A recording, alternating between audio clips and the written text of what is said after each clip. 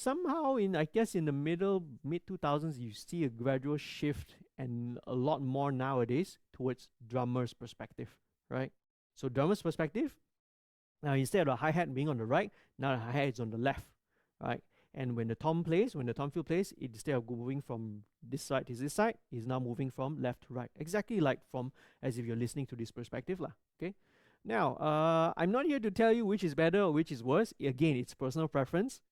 That I have now preferred to do drummer's perspective lah.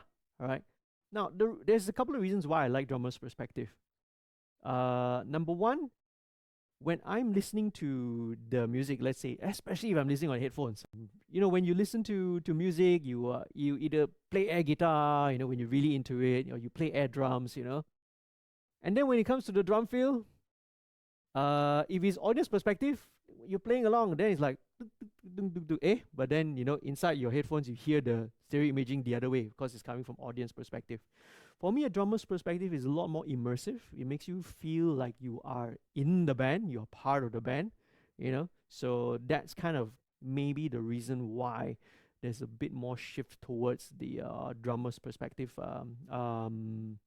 style of panning lah and perspective, okay, when it comes to